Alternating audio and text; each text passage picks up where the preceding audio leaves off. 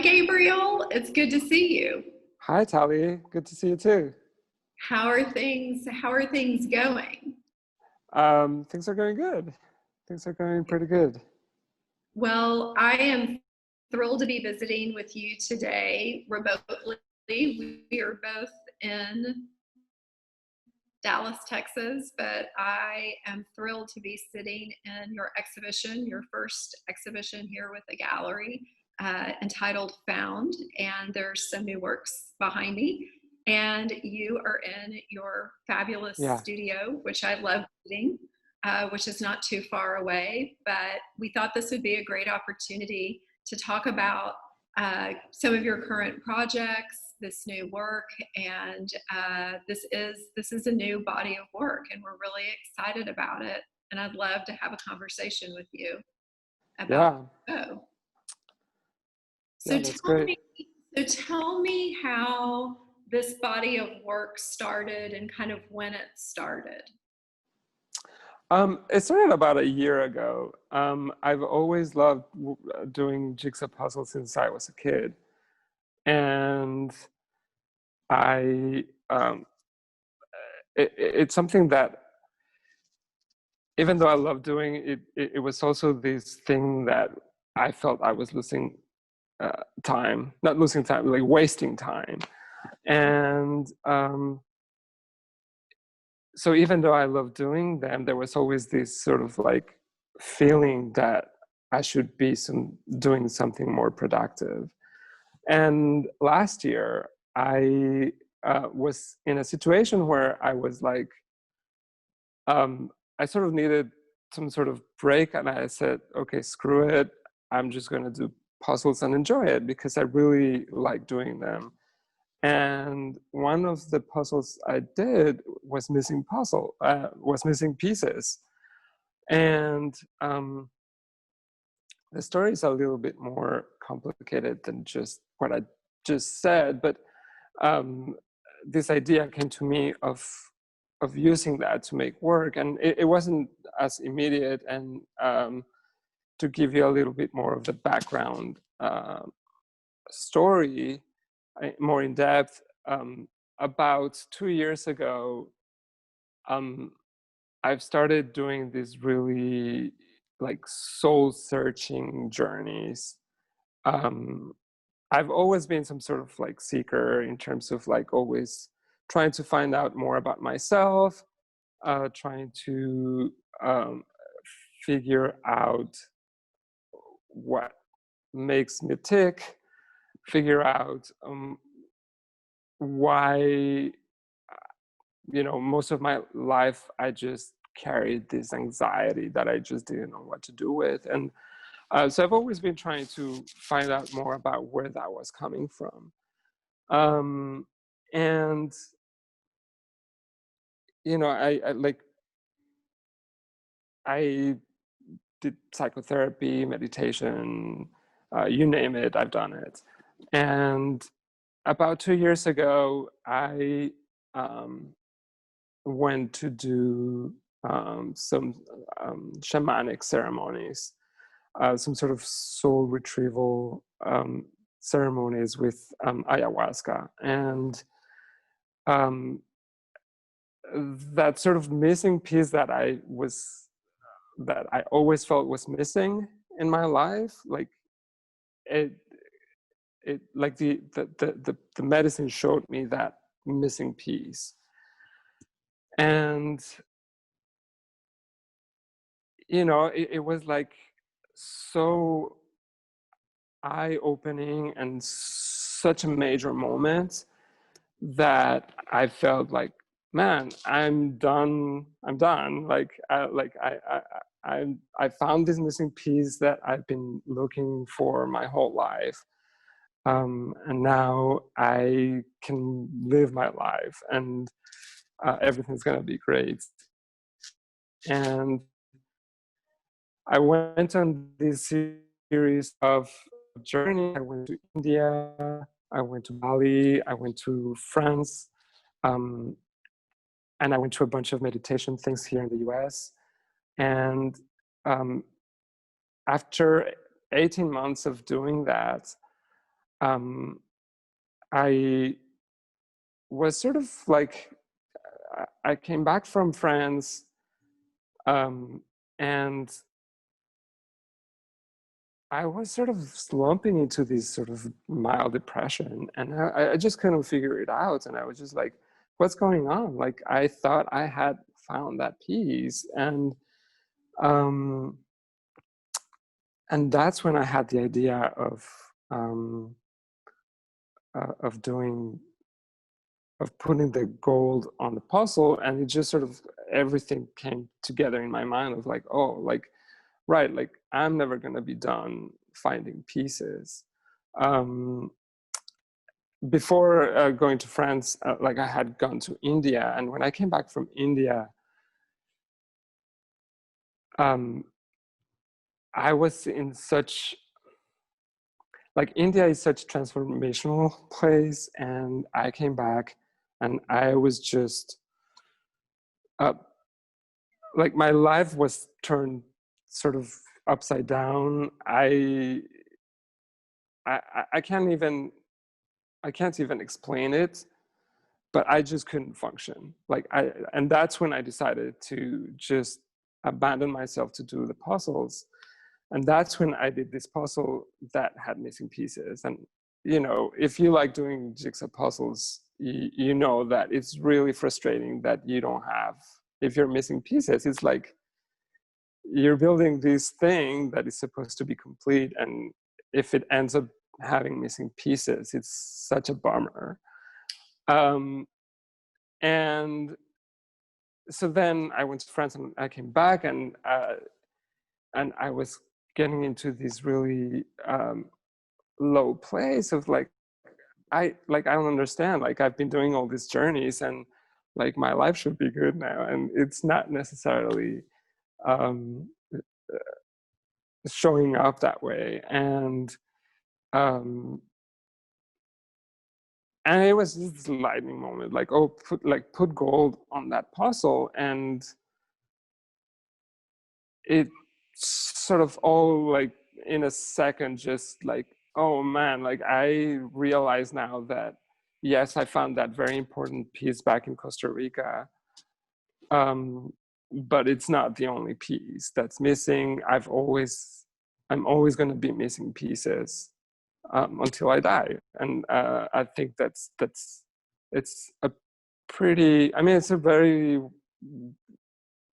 uh, widely used metaphor for life, like life as a puzzle, but it's just, it, the way it came together for me was just really, really beautiful. And that's how this series started. And then I just started searching for puzzles that had missing pieces. So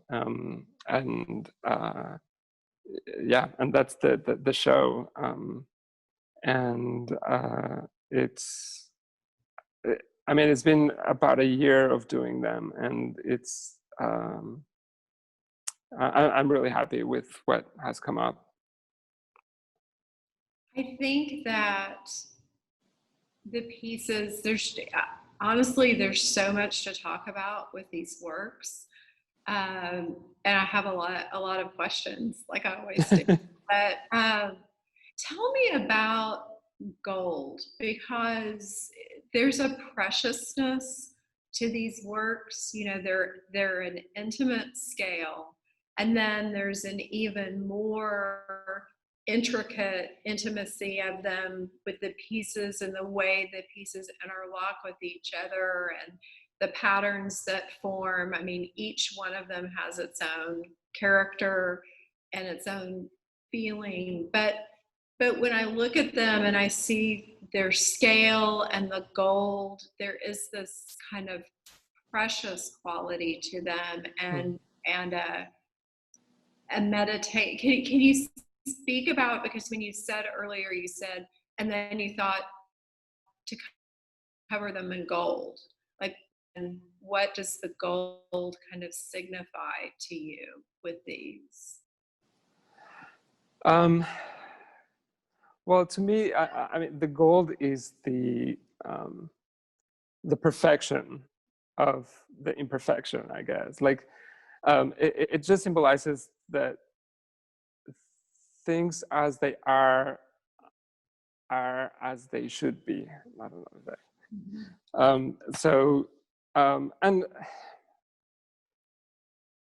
And I think one of the most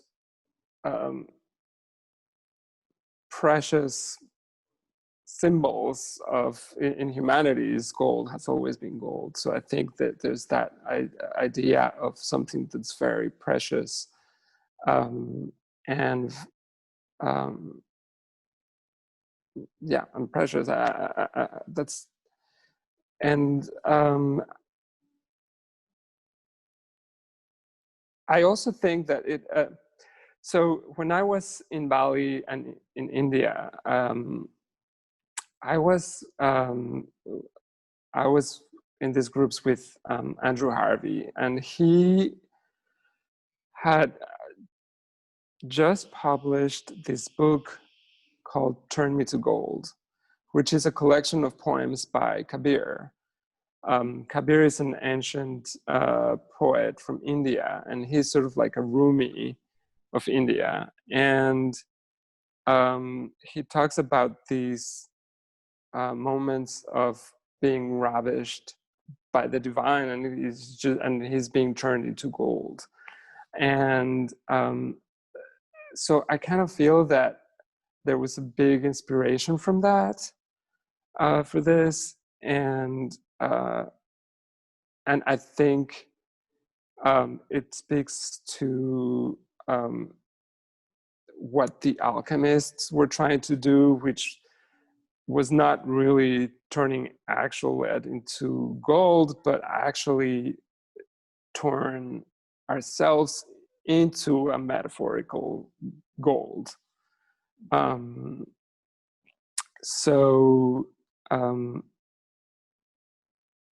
Yeah, I think that's what makes these pieces so precious is just that idea of that our journeys are not perfect, and that in itself is perfect.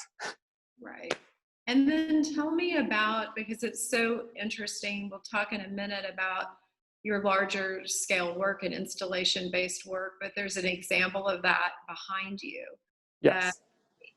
You work on really truly a monumental scale with your site specific installations, yet with these works, I mean, no doubt, and I've seen in your studio, there are puzzles that are much larger than these puzzles. And can you kind of speak to the choice of scale and kind of how you arrived with this body of work on, the decision making that you've kind of shared with the gold, and what do you feel is the decision making with the scale with this work? Well, it's all about, for the puzzles, it's really all about the found object. So, and even the missing pieces in the puzzles are like, I find them like that. I don't intervene on them. And it's, with the caveat, I do sometimes, if a piece is damaged, I take it out just because it's I don't know, I prefer the black hole, but otherwise they're just found as they are. So it really is the happenstance of the size they are. I've also been working in the studio. You saw that I'm working on a fairly large piece, but I'm also working on very small pieces.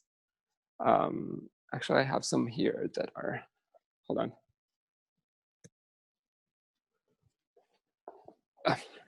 So, like tiny. Yeah, that's great. Which, and I find them in different pieces, in different sizes as well. I mean, different shapes. So yeah, the scale is really about, of the puzzle pieces, is really about the found object. And it's it's really out of my control. In terms of my other work, like when I started doing art, or like I very quickly went into embroidery. And I've said many times before, like how I got into embroidery is it came out of this frustration because I wasn't allowed to do embroidery when I was a kid. And it, it's something I really wanted to do, but because I was a boy, it was this like forbidden thing growing up in Mexico. Was like, no, that's a girl's thing. You cannot really do that. And so when I started doing embroidery, one of my frustrations was the scale, because you can't really do embroidery on a large scale. And that really, I mean, for a long time, I had this feeling that I wanted to do something more monumental in scale. And it was like a couple years until the right set of circumstances showed up, and I developed the Plexus installations, which is what you can see right here. And those circumstances were that I was collaborating with an architect, local architect, Gary Cunningham. And we were working for this show at Central Track when I was an artist in residence. And so from my research and explorations for that show, these installations came to be, and these sort of monumentality, if that's a word, I don't know, but this grand scale came to be. Can you just, since there is a piece behind you, can you explain kind of what we're seeing behind you, what the material is and how much, what are its dimensions? Give us a sense of scale. Yeah, it goes floor to ceiling, so it's about 14 feet here in the studio. So, and it's made out of sewing thread. So in a sense, what happened is that the embroidery exploded out of the canvas into the space, and they're very they work on geometric principles. So depending on the specifics of the space and its own geometry, like I can come in and work with my geometry and do these structures that they become very ethereal and very ephemeral, and not ephemeral, but just translucent, and they kind of look like light. So very early on, I made this conscious decision of using the full spectrum, just to emphasize the idea of light and fragmented light. And this particular piece was because you don't see a gradient like a fragmented light. It's like after doing a lot of gradient in the work, I was looking for a way of breaking it up, but in a very harmonic way. And so I came up with this alternation of color sequence that is breaking up the gradient of the spectrum, but still in a very harmonious way. Feel is your ideal. How do you look at space and architecture, and what is, for your large scale installations, for you, what's an ideal environment, or what is a really exciting environment for you to consider? Is it a contemporary environment? I know you've done everything from work historic places to Um, very contemporary environments? And what are the things that you really like to consider? Like, again, what's kind of the most exciting, or what would you like? What would you like to do as far as an environment, maybe that you haven't done before? um, gosh, I think it's, I don't know. I think it's a combination of factors of what a space, um, of what attracts me from a space. Um, like, I mean, I remember the first time I had to do something in a very old building. It was in this villa in Lake Como in Italy, and I mean, it was a great exhibition, great group of artists, and um, but I was really not expecting a lot of it because I felt that the uh, ornate nature of the space I was in was really going to battle with my work. And I was really blown away at how well it worked together. And that's become one of my favorite things, just intervening in old spaces. Especially, you know, like this villa was neoclassical, but very ornate, like gold and a lot of um, railings and like just very rich. Um, and so that's one of my favorite things, but I also love the purity of a very contemporary space where it's just like the piece on its own. So I think both I find both exciting, and uh, um, they both have their thing that makes them stand out for me. Um, like if you have a very clean space, you can really see the geometry of a piece. Um, and, uh, and but then if you have like I did a piece at the Toledo Museum of Art in their great gallery, which is just surrounded, like the piece was surrounded by old master paintings. And I mean, the dialogue that happens between the old and the new is fascinating to me, and it's just very rewarding.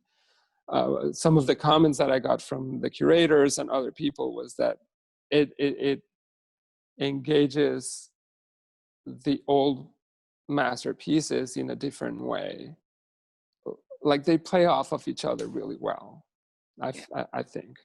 I've we'll share some images of that installation, and it's extraordinary. I mean, the combination or the juxtaposition of contemporary work with the old master with your work. There's there's a fantastic dialogue, and there's an energy. All of your pieces, I think, really transform the spaces that they occupy, and they change the way the viewer interacts in that space, because they have a fascinating combination. They are monumental in scale, but it's this really interesting tension between being looking so delicate but also being incredibly powerful at the Yeah. same time. They're very, very grand, but they're also they come across as being very delicate. I want to ask you a little bit, since you brought up old master paintings or the context of historic place and art history, how do you feel your connections to that you have to Mexico City, and how that might inform your practice, or how it may or may not have influenced what you're doing?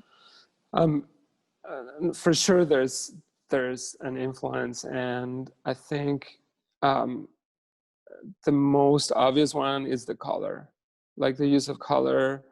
um, I mean, Mexican culture is so rich in color that it's um, that's for sure the number one influence. And I think there's probably, I mean, obviously the use of the material comes from the oppressive nature of the macho patriarchal society. Um, and that's definitely an influence. And I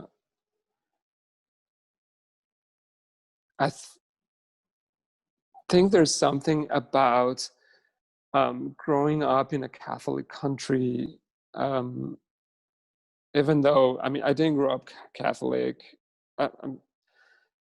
So my dad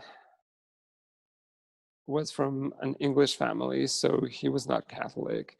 And my mom, who grew up Catholic, was like, she was kind of, when she got married, she was like, I don't want my children to be, or rather, like, I want my children to decide for themselves when they're old enough. Like, she felt that religion was a very personal thing, and that it should, like, we should decide on our own when we were old enough. But I mean, growing up, going to school, and everybody being baptized Catholic, and by the time, I think I was around 8 and my sister around 10, and all our friends were starting to do their first communions, and we were like, oh, we're not even baptized. Like, we were like, we need to, like, we begged our mom to get us baptized, because at least I felt, and I grew up feeling, as an outsider, and like, this wanting to belong was a very sharp feeling. And I mean, she agreed, and and it's really funny, because the priest didn't want to baptize us because we were too old. And my mom had to lie to him and say something like, oh, my husband has been really mean, and he didn't want me to baptize them, but I finally convinced him to see the light. And he agreed, and we were baptized, with my cousin, actually, who had just been born. And um, but I mean, having grown in that environment, like, we would go to, whenever we would travel, we would go to churches. Like, that's the thing. You go, like, even as a tourist, you go to the churches, because they're so beautiful, and they're so rich, and I mean, especially there's beautiful Baroque churches, like, clad in gold, which I guess is part of that influence on the gold that are on those pieces behind you. But this idea of the transcendental, it, in these buildings, it's something that really, I feel, is an influence, and it's something that I like try to achieve in my work, like this experience of transcendence. And light plays in those structures, in those cathedrals. Light, Yes. yeah, the architecture is all about kind of what is going on behind you, is the play of light and color and air and weightlessness, and but also feeling very grand Yeah. and immeasurable. Right. I think you're Yeah. measurable. You can't quite see what you're even looking at to like, what are the dimensions? It's kind of hard. It depends on where you stand. And Right. it's so much of an, I think your installations are so much of an experience for the viewer, more so than the majority of site-specific installations. It's how the viewer interacts in a space with your work, as opposed to just looking at it frontally from one vantage point. It shifts and changes right before your eyes, like those environments. So were those churches that you visited predominantly in Mexico City, or were they from travels all over? All around the country. We used to do a lot of road trips. And we went a few times to Oaxaca. We would go to Morelia, which is Michoacan. Chiapas in the south, in the deep south, has some amazing. And I mean, it's funny because like if you go to Chiapas, it's almost like being in another country. I've You've been. been. It's. I mean, it's so magical. And then you go to this little church.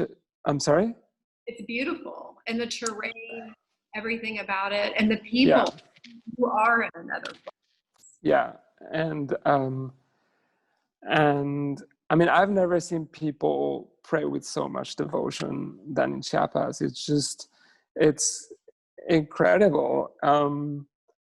And I mean, I remember this church in a town called San Juan Chamula, and I mean, you go in, and there's no pews. Everybody's kneeling on the floor, and everybody has their sets of candles, and they're just praying with so much devotion. It's just, and it's so incredible, and it's it's up in the mountains, so like it's misty outside. It's just it's really a magical place. And so yeah, so we would do a lot of road trips, and um, I mean, always go to the churches, Mm-hmm. always, and just to see them, not necessarily to go and pray. We never did that.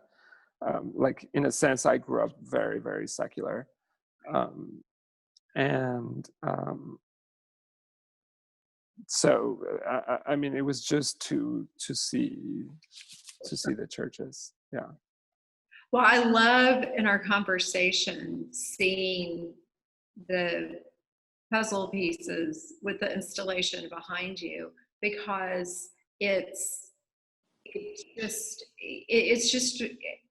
been so exciting to show this work and to see people's reactions and hear their reactions, because I think at first it is something very, very different.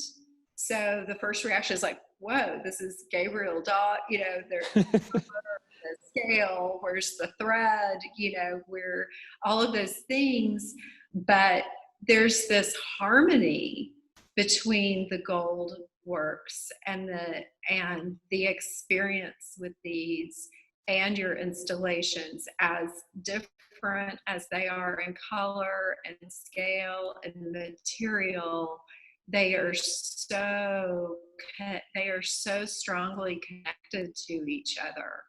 And it's just, and of course they are, because you made them and you're the connection. But they're just really fantastic, and I love seeing them together. Another thing I like that is interesting to me with the puzzle pieces, it reflects the light in the room around you. When you walk in front of one of these pieces, you can get a sense of yourself you can see yourself looking at the piece. Yeah. Well, and also one of the things that just dawned on me is that gold is light. It's like the reason they Absolutely. gilded those churches is to bring more light. I mean, it, yeah, it's a reference to light. So And that's there you have it. you're you're playing with light in the piece behind you, and these pieces, which they're three-dimensional, but you could also say they're two-dimensional works. They're you're doing the exact same thing. You're playing Yeah. with light. Gold is emanating light, and it's really exciting to see this body of work, and to also hear the reactions. One of the other things it's so interesting to me is that I behind the pieces, but when I've had collectors and curators and art critics looking at it, one really important aspect is that when they discovered that the puzzles that you're seeking had missing pieces, like they were already missing the pieces and they were desired, versus you had a complete puzzle and you removed the pieces. Right. It's this aha, like it just, they're like, oh my gosh, the pieces were already missing, and that's been really fun to kind of see how engaging they are and how people react to them. Yeah, I love this idea of making people uncomfortable at first and then push them to be comfortable with that discomfort, if that makes, like, you encounter this piece that, like, it's missing a piece. It's like it brings up this sense of discomfort because, like, it should be complete. But then the more you stay with those pieces, and no pun intended, but the more you stay with the work, you start appreciating those missing pieces and those holes, and just getting comfortable with that. And I really feel that that's very analogous to what happens, or what it's very, like, there's this process of when you're working with yourself, you're always you're oftentimes just trying to fight something within you, instead of just sitting with it and being, like, trying to be at ease with it. And the more you just accept those parts that you're rejecting within yourself, the more at ease you become with yourself. And I mean, that's been my personal process and my personal journey, and I think that really comes across with these pieces. I think it does too. Well, I've loved this conversation, and we're so excited to be working with you. And I could talk on and hear more, but I hope people will come see the exhibition in person if they're able, if they're here in North Texas area, and if not, that they will go to visit our online viewing rooms. But we are thrilled to be working with you and have Thank you, these. I am too. And it's such a pleasure to visit with you today. I am so excited about the projects you have that are coming up in the future. And hopefully we promise to have more conversations like this where we talk Absolutely. projects and all of those great things. They're to be continued. So Gabriel, thank you so much Thank you, for Talley. your time and for this. My pleasure. Thank you. Thank you.